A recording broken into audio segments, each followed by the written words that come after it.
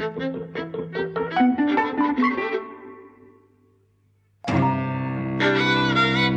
and welcome to Eavesdropping at the Movies. I'm Mike. And I'm José. And today we've seen The Fabelmans. Yes. Which is Steven Spielberg's long-awaited semi-autobiographical film about a young Jewish boy growing up in the 1950s who aspires to be a filmmaker. Semi-autobiographical is maybe putting it lightly. It seems very autobiographical. extremely deeply inspired by Spielberg and his family, and not only is it clear kind of anyway, but before the credits roll at the start, before the film begins, Spielberg pops up on screen thanking us for visiting the cinema to see this film that he says is a love letter to his parents and a love letter to cinema. He thanks us for visiting the cinema. That creeped me out because I took it as a sure sign that cinema is dead. If you have, the most successful film director of our time thanking people for merely showing up, at a cinema, then I think it's doomsday. Yeah, I think it's partly they're showing up for a certain kind of film as well. I think people are becoming, or the industry maybe, is kind of having to get used to the idea that the prestige film in particular is kind of dead. This is a 2.5 hour autobiographical film about a family that for a while kind of has very little drama in its life. Early on I'm thinking I'm not very involved in this because this family is fine, right? Later, obviously, the drama kind of develops. Well, I just think these are changing expectations. I mean, I think 10 years ago, this would have been 100 million grosser for sure. And, there would have been no problem getting the audience out for it. I mean, that's the thing that Spielberg was kind of famous for, really. Like, he got people out for The Color Purple. Well, I think more than 10 years ago. 10 years ago, I think it was already not the biggest kind of movie going. When did DVD really crash? When did kind of video on demand really take over? 5 or 6 or 7 years ago, maybe. Okay, well, that is the moment of transition. Before that, you would have got an audience for this type of film from Spielberg. Maybe not from anyone else, but definitely from Spielberg. Because also he is the exception to the rule. I mean, he is somebody who's had like very, very few flops in his career, really. Well, this one is one, financially speaking. Well, it cost some $40 million, and I think it's only just about made that back. Well, although it has also been nominated for 7 Academy Awards and a whole host of other awards. And, there's all the other markets to follow. So I'm sure it'll make money. But, yeah, the market for this type of film, theatrically, for sure, is definitely not what it was. And it's a pity, because I thought it was marvelous, actually. I'm not Spielberg's biggest fan. I mean, I think he's a marvelous technical director, but I think his best films, for me, are the ones that don't make any demands on a complex understanding of people and life. From the director, right? Jaws, E.T., wonderful. I think all the most recent films that we've seen, I think they're kind of technically astonishing, and then they always leave me a bit cold, or I find them banal. I thought Bridge of Spies was kind of banal to have that conception of, American politics in the world. I thought it was almost stupid. Even though some of the scenes were just technically dazzling.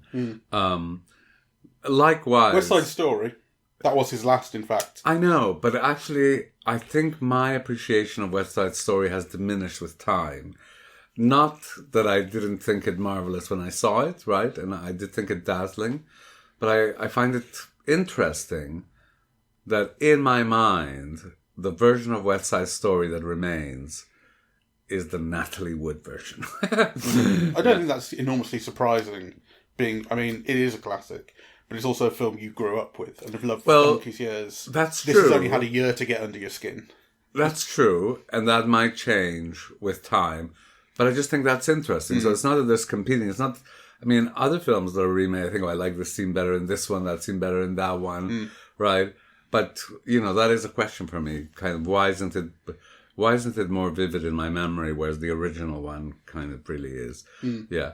But anyway, that's almost besides the point. I suppose the point I'm trying to make is that I think, bar a few things, I think this is an almost perfect film. Really? Yes. Wow. I think that highly of it. I wasn't bored through it at all. I loved all of the first scenes, the showing of the family and the introduction of the camera and how this young boy falls in love with cinema and how the mother encourages him. I thought that was all kind of marvelous, really, and fun. Yeah, and funny and kind of, with an awe for the wonder, and magic of the films, really. Also, kind of interestingly, I thought it was interesting, for example, that they used the C.B. DeMille, The Greatest Show on Earth, as, that moment where he falls in love with cinema.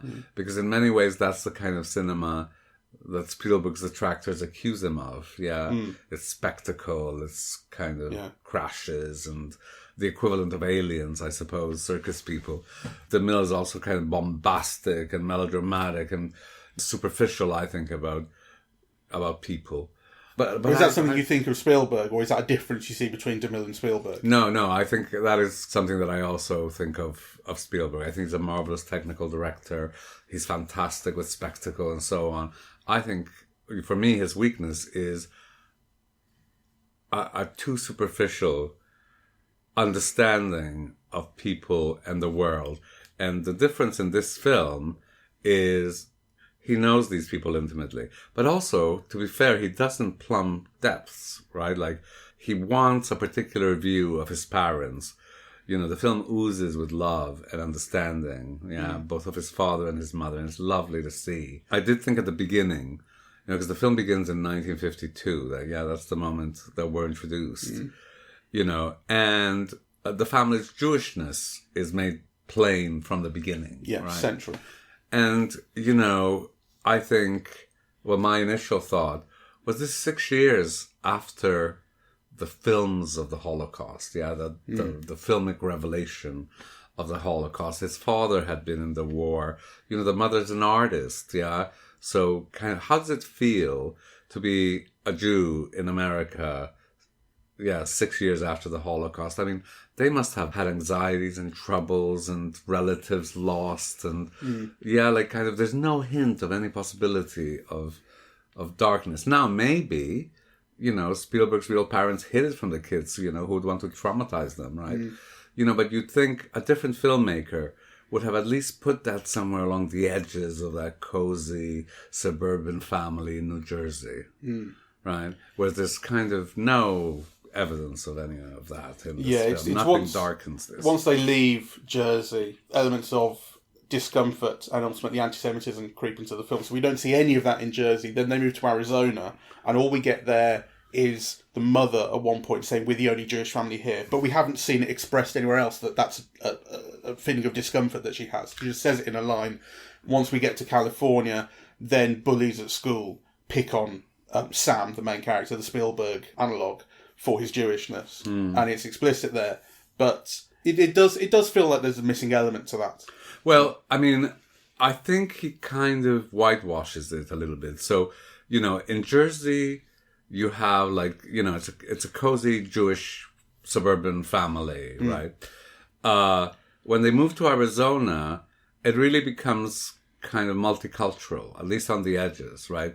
The star of his film has an Italian name, and kind of, you do see kind of people of different hues in the, in the frame. There is a sense of, maybe they're just one different kind of group amongst many different kinds of groups, right? I think that was the sense I got, right? And I did love, that move into California. And what was the line he used? We're in the land of giant...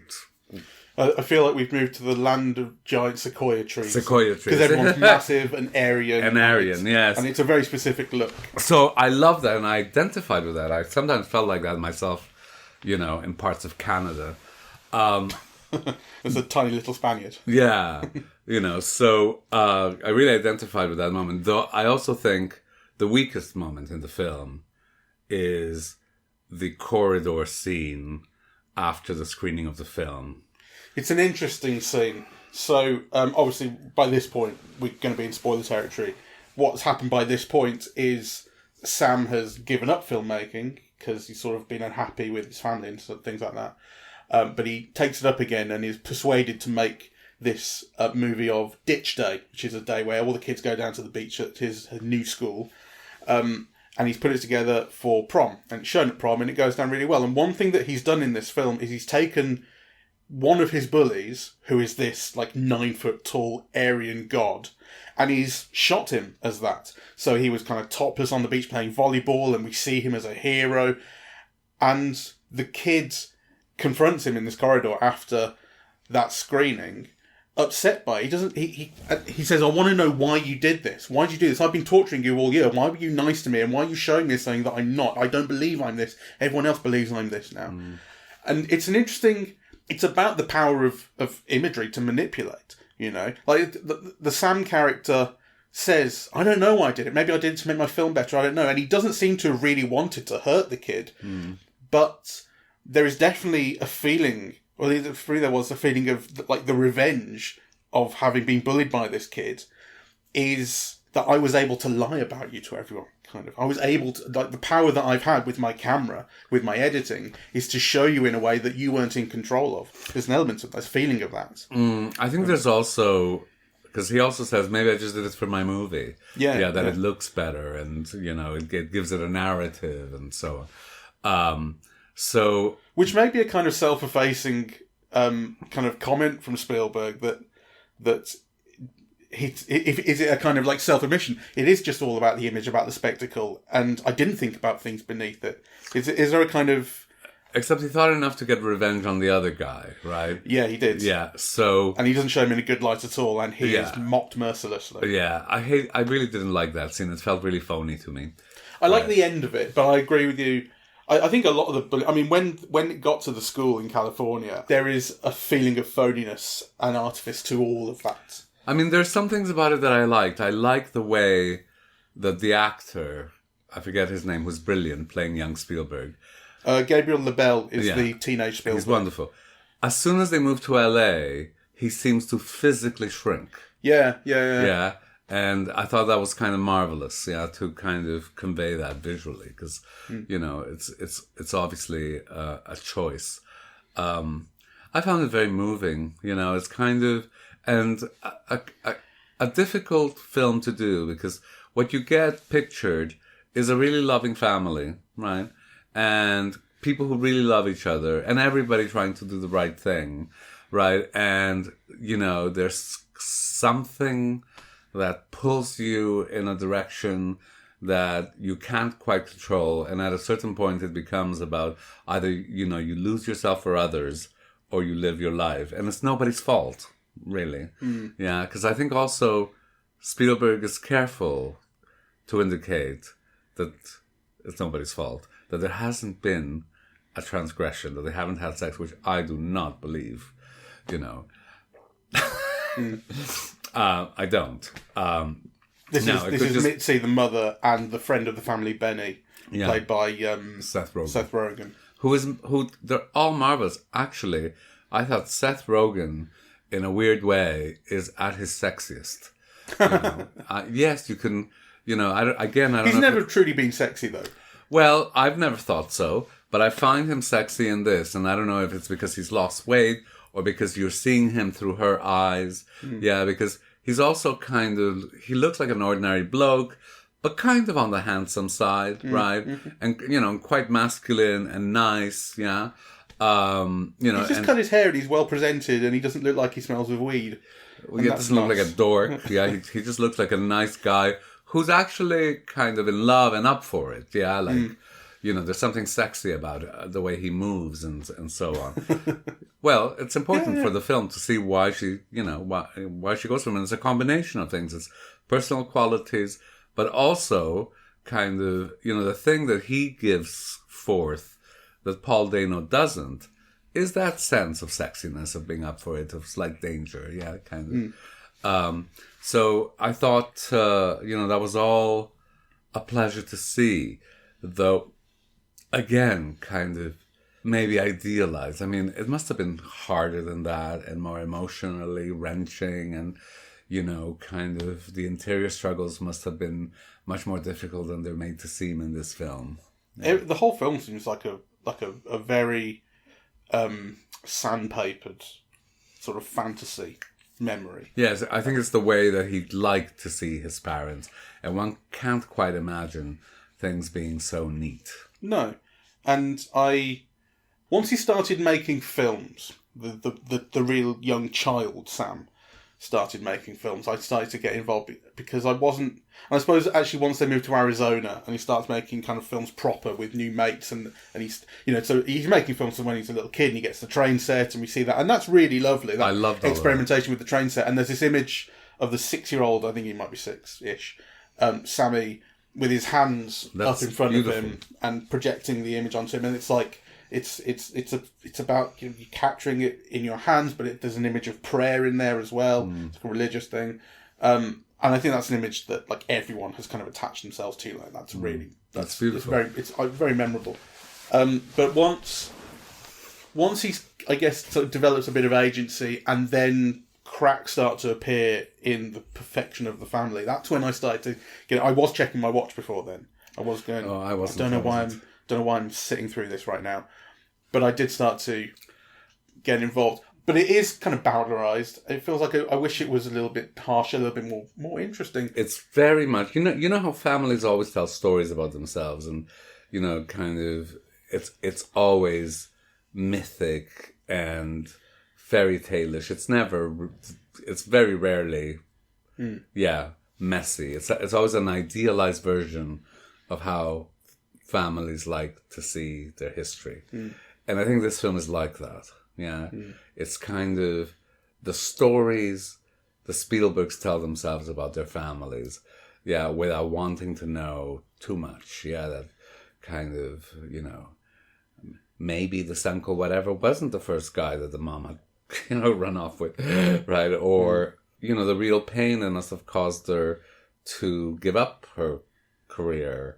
Or relatives in Europe that kind of got killed, or the film has the potentiality to have both what it is, but to let kind of darker things be discoverable on the edges, even if they're not highlighted. And I think the film doesn't do that. And I thought it was interesting because, David Lynch was brought in at the end to do the cameo as John Ford.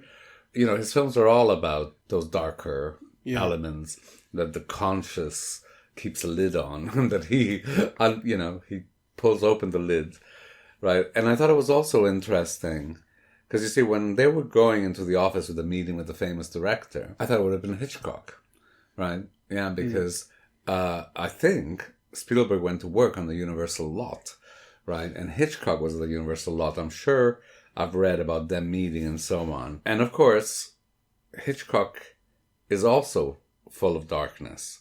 But he also has that kind of wizardry with the camera and the cutting and the visuals that you see in Spielberg, and the spectacle, right? And I thought it was interesting that instead of choosing Hitchcock, he chose John Ford, right? Because, to me, John Ford is so much about darkness, and violence, and, and Irishness and bonhomie. It's not just, but he doesn't shy away from the darker, edges. Whereas, sandpaper is a good term because with Spielberg, it's all sandpapered away. It's like you only get the glowy, understandable, humane bits. Yeah. I kind of thought it would be Hitchcock as well. Yeah. Funnily enough, I expected going across the hall. But when it was revealed to be John Ford, it made sense to me because the film had been built around westerns so heavily. Well, Who Shot Liberty Valance? Yeah. Yeah, it was one of the films that is highlighted. Exactly. Yeah. And then the films that he goes on to make, the one in particular that we see is this western. Yeah. Yeah. Influenced by Who Shot Liberty Valance. I like Lynch showing up as well, just because he's very, very good. But he's done this role at least once before. He was in an episode of Louis, the FX sort of sitcom sort of show by Louis C.K., where he plays the CBS kind of executive who is training Louis C.K. to be a talk show host to take over from David Letterman, possibly. And he's in it for like 3 episodes. And he's a very similar sort of character. He's sitting there barking instructions. You can't really read him, sort of thing. And here, that's very much that. And it's all for comic effect, and it's wonderful. And of course, there's this conversation in the film about art throughout the film. I mean, it's interesting that the parents, one is a scientist and one is an artist. And there's talk, I think, even in that dinner scene where the girlfriend's there, about art and science and one or the other. And it made me think of the name of the academy is the Academy of Motion Picture Arts and Sciences. It is, but like film combines the both. And we've seen that here. Film is art here. When he talks to his actor playing the soldier who's kind of accidentally condemned his troops to death, he manages to whip him up into the mood that he needs by speaking about it in artistic ways. The story that he's telling, and the actor is surprised even by how effective it's been on himself. But also, there's this scientific side to it, the technical side to it, where he explains that the way he got the muzzle flashes on the film was to literally poke holes in the celluloid so that light would shine through more brightly. That was wonderful. We see both of these things, and we feel this. It's very interesting that the film is kind of it's getting this, it's drawing this line that connects the two in a way. I found it very moving throughout. Actually, I thought it was kind of loving and sweet and sad. So even though it didn't really plumb any depths, I really loved it, yeah. And I was very entertained, and I thought it was very funny. And I thought, that it was really great, at depicting like a young man's passion for cinema and how it almost got extinguished, right? And for all of these reasons that are kind of understandable and lovable in a way, yeah? Kind of, having caught his mother having an affair by filming her, yeah, which kind of makes the whole thing kind of dangerous and unwise and possibly destructive, right?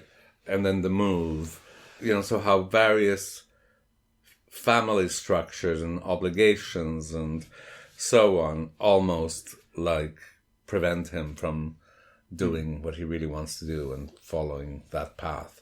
I kind of found it very lovely, actually.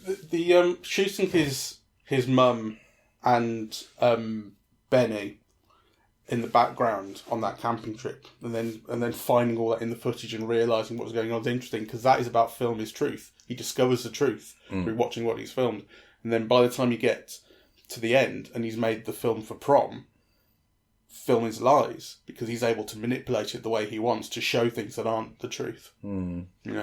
Yes, that's interesting. I hadn't thought of that. That is interesting.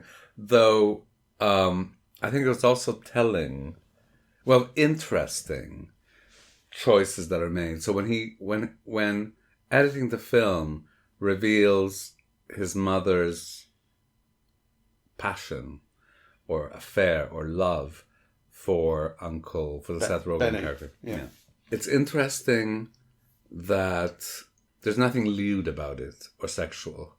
Yeah, it's all kind of holding hands or in looks that are loving or but they're not sexual. It's very interesting, I think, those choices that are made.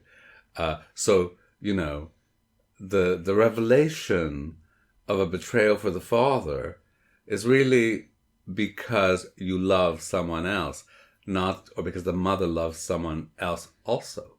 Yeah, it's never because there's been any kind of transgression or any wrongdoing, right? It's all shown, as a feeling. Right? Yeah. I mean, they could have shown them with like his hand on his mother's breast or something, right? Like, yeah. Well, one of the first things that he notices in that shot where the two of them walking off in the background into the woods is Benny putting his arm around Mitzi's waist, and she moves it away. She moves his hand away. So even though they're walking off together, and we see other shots in which they're sitting together or happy together, whatever, the physical touch is rebuffed. Yes. And it's not that she thinks she's being watched, because they seem to have no idea they're being watched. Yes. So it's completely a personal thing between the two of them that still Yes. she's not to be touched. Yes. In that way. Yes. Which I don't quite buy. I mean, right at the start you said this is pretty much a perfect film, or close to a perfect film. Yes. I don't feel like getting that impression from you that you think it's a close to perfect film. You like it clearly, and there's things that are very interesting about it to you, but close to perfect? I did feel that because I thought that the film put me in a little bubble of understanding. Yeah, where what you're feeling is the love and affection and attempts to kind of keep things together. I mean, it's clear that the mother loves the father. The father's crazy about the mother. You know, the mother also loves his Uncle Benny. Uncle Benny loves the kids. You know, so... Is it about how it transported you, then? That kind of thing? It is. I mean, I kind of felt... You feel the sadness because you know it's kind of unraveling, yeah, and it's, yeah. And it's unraveling simultaneously with the boy finding cinema and finding a calling and, you know, getting better and better at it, right? And that in itself is a source of delight to the mother. It's also delineating different kinds of relationships with the mother and the father. Very different and both very loving, yeah? And the working out of things, right? So I suppose I don't mind that not every film has to plump the depths. Though, I mean, even as I'm speaking, I'm thinking, well, it doesn't have to plumb the depths. I mean, it could maintain a tone, but like even in Lubitsch, as he's being delightful about everything, you have suicide or attempted suicide. Yeah, like you can keep that feeling without negating the real complexities that kind of people undergo in situations like that. And I think that Spielberg does. So actually, I think the more I talk to you, the more of a niggle that is. Yeah, that, you know, that it's so idealized. And actually, that's so Spielberg. Yeah. Right. But it is a very pleasant place to be. It while is. watching it. And once I got invested in the film, which took a little time, like I say, I was with it too. And once the drama started developing the family, I believed it, you know. Yeah. I think that's kind of key. You do believe pretty much everything. You do. From maybe those school scenes once or twice. And that's important, right? So even though I'm saying, there are complexities there that maybe aren't demonstrated, nonetheless, I was with the film the whole way, and I did believe it, and I kind of, you know, took pleasure in everything in it, really. And it didn't ring false to me at all until the high school bits. And also the idea that Mitzi wasn't having it away with Benny. Physically. Well, that didn't bother me. I mean, but so you don't believe, you say? I'm willing to go. I don't believe it, but I'm willing to go with the film on that. You know, Right, yeah. Kind of, you know, that wasn't like it didn't take me out of the film the way the corridor scenes in the high school did, where you go, ugh. Yeah, sure. Right, like kind I mean, the thing I really didn't believe about the corridor scene was the other bully, the little kind of shitty bully, running off the way he does. It was so cliche. I think it's because he's got such a long way to run down that corridor before he gets to the door. You think, why are you running this whole way? Well, actually, I thought the coming, the situation, and the going was just such a cliche. Like, you expected it. And actually, you expect it to be better than it was. Yeah, you didn't expect it to be such a cliche. I agree. So I thought all of those scenes were a bit too much. It's like, so you see, the more I'm talking about the film, the more problems I'm coming with. So, for example, the scenes with the Christian girl, they're funny and they're sweet, and I like them, and they play well. But it's almost like, you know, Spielberg is trying too hard to reconcile differences and to be inclusive and to love everybody, right? And you can't deal with the question of racial discrimination and kind of love everybody. Like, someone has to be in the wrong. There has to be a problem, right? And I think what he tries to do is he makes the Christian girl completely lovable, even though, you know, she thinks he killed Christ, right? Well, yeah, all the Christian kids. Well, the one Christian kid, personally, the shitty little bully is the one who accuses him of that. But you think, well, one I thought was actually like she I think she's just got the hots for him, right? And it's great. Sure. But when they're at dinner and she says, "Oh, my dad's got this very expensive camera and he'll rent you this thing," he's going, if you're that Christian, you didn't get it from nowhere. The parents must be as well. And is the dad going to be all right with this Jewish kid? Exactly. You know, I mean, but we never get as far as meeting the dad. So, and of course, you can't be one of the most successful mass industry entertainers, like, you know, of the last 50 years and exclude people, right? Like, so, you know, this attempt at being inclusive and kind of having a place for everybody and, you know, we're all the same and all that. I get it. But I think he's trying too hard with it, really. Yeah. The main issue I have with the film is that I just don't really care about people's love letters. Like, love letters are personal. Write a letter to your family, you know. Well, I guess his parents are dead. I know. But I don't care. And the thing about love letters to cinema, we're seeing a few of these. At least we've seen a few of these this week. So we've seen Babylon, which I didn't think of as a love letter to cinema until the end, when it becomes clear that there's this kind of I love movies, the magic of the movies thing going on that Damien Chazelle is trying to convince you of, at least. Obviously, this has been very clear from its conception. And its conception began in, like, 1999. It's been a long time coming, the Fabelmans.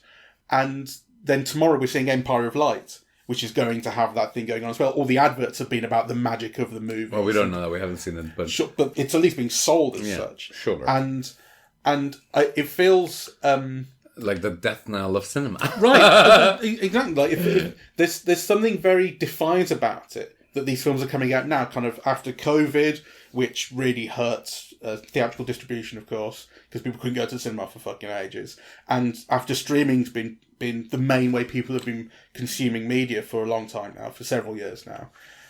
It does feel like there's this defiance of it, like this, you know, I insist upon the cinema. And the fact that these films, I haven't seen The Empire of Light yet, the fact that these two films have not really convinced me of it, they've just insisted on it. Actually, the film I think I've seen recently that is the best expression of love of the movies and love of theatrical distribution, love of the cinema, is Avatar 2. That was different in the cinema than you will see anywhere else. Yeah, you know, and it was about that. And of course, at no point was it saying, come to see the movies. Though, I don't know, I think there are elements of that in this film as well. You know, that incredible shot of the audience when they go see The Greatest Show on Earth, and you have the thousands of people in the cinema, and then it settles on the Fabelmans. I thought, you know, I found it actually quite sterile, that shot, because even though you're seeing a full cinema of people, they're people just sat expressionless watching the screen. Well, I mean, in that shot, yes, because you want, I mean, what's on display is the audience itself, the size of the theater, the hugeness of it, the glamour, you know, it's such a grandiose place. And then, of course, as the scene unfolds, you have the audience participating and chuckling. Yeah. But actually, what expresses that better for me is the films that Sam makes and shows in, like, town halls or the school or whatever, and the audience's responses there. Because not only is it audience responses, but it's the people responding to, like, their mates on screen, and obviously the parents are looking at the film that their son has made. And that actually reminded me of when I was making little films at university, and we would show them at like these little screens that we put together, and they occasionally went down really well, and that was pretty great, you know. And that feeling of being the guy stood behind the projector, watching everyone else watching your film and appreciating it, is really special if it works. Sure. I mean, actually, I loved all of those scenes, right? And this is in a way where, you know, the California scenes play less well to me, because obviously to be a film director, you've got to be super socially skilled, right?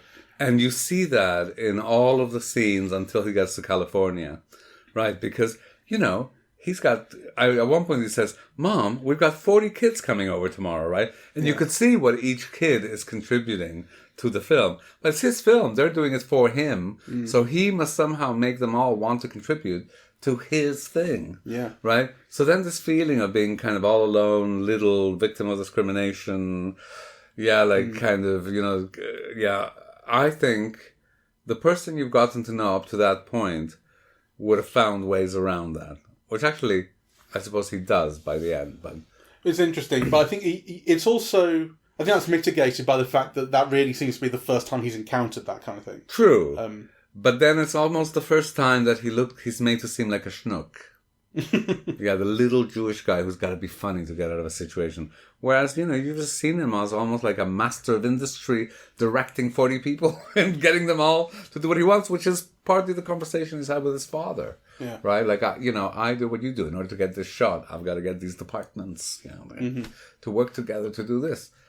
Right? So I suppose that's one of the reasons why those scenes just feel so... I suppose we see him kind of picking up that, though, and learning that, because when he's first bullied by those kids, or it's not when he's first bullied, but when they kind of surround him in the playground, and that's when he's first accused of being a Christ killer, I think. He's seen the tall one making out with this other girl, and he reveals that to the girlfriend. So he's at first been just meek about it. He's been bullied by these new kids who don't like him, and very quickly he is taking the fight to him. Yeah, so becomes a political animal. It's true. And I suppose very quickly becomes a social one as well. So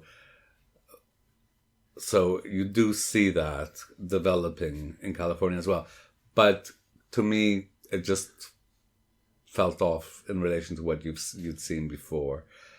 In a way, we haven't seen him have to be that resourceful before, because he hasn't had to struggle to make his films.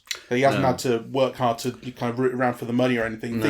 He's very well catered for financially. I mean, the film is very cozy in all those ways. So really, by American standards, he's an upper middle class kid, right? His father is depicted as a kind of a genius who works for the very big companies of that period, General Electric and RCA.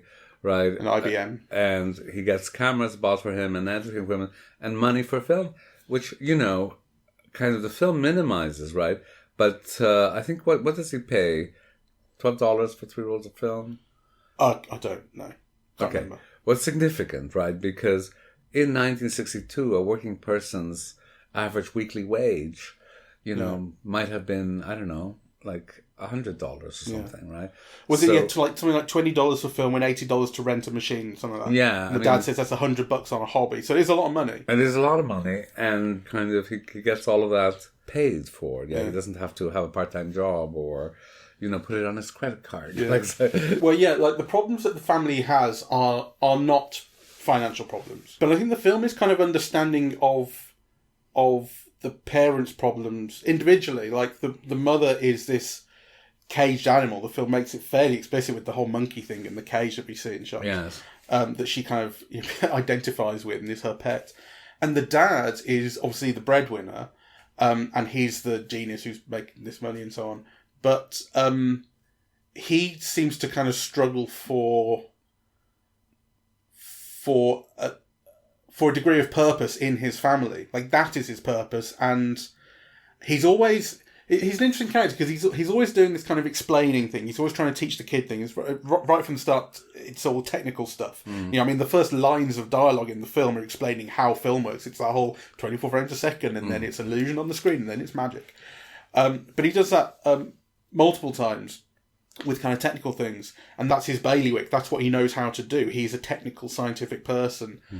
And as the film develops, he starts to try and speak to his son about purpose, about the future, about, and he's particularly kind of, he's always supportive of his son, but he's a little bit dismissive of film. He keeps calling it a hobby, and he doesn't see it as a future. But still, there is something in that character that's about he's searching for a way to connect to his family or be useful to his family in a way that is more than just about money and where they live. I mean, he's clearly in love with his wife, which must have been a bigger heartache than we get to see. He's clearly loves all his children, and that must be more of a heartbreak than we're allowed to see in this film. I did love the moment where the kid's living with his dad and has an anxiety attack, right? Like, and you see the father taking care of him and knowing how to take care of him, Yeah. Which I thought was really lovely, Though I did wonder in the film, the letter from the studio, had he kept it hidden until that moment? Yeah. Well, it seemed to just be the postman today, but that's a good point, actually. We don't see if he's, slipped it in with the post, doesn't he? Yeah, because he gives him the post, And then after he has this breakdown, he says, "Oh, you've forgotten this one, or have you looked at this one?" I get the feeling, I don't know, I'd have to watch the scene again. It would be nice if that was how the scene was constructed. I get the feeling it's just that letter happened to show up in the mail that day and the dad has noticed it. But it would be nice if he's kept it to be able to provide it for his son. Yeah, well, but I don't think it's shown like that, so we don't I thought that, because it comes later, right? And he'd already given him all the post. Yeah. Right, so, it kind of gave me the impression that maybe he'd been holding that back. Right, because he hoped his son would go to university and have a proper career and not, Oh right, I see. And not become. So he was going to withhold the letter because he didn't want him to read it at all. Yeah, and then he decides to give it to him. Yeah. Oh, that's because I was taking your implication as he keeps it back so that he can do the nice thing for his son and show. I think because the whole discussion is about going to university and to promise to try his best, and then of course you don't want kind of your kid to be like the uncle who puts his head on inside lion's mouth, right? Yeah, you don't want him to have that kind of career, yeah? Because that is also kind of woven into the film. And Judd Hirsch is marvellous in that role, by the way.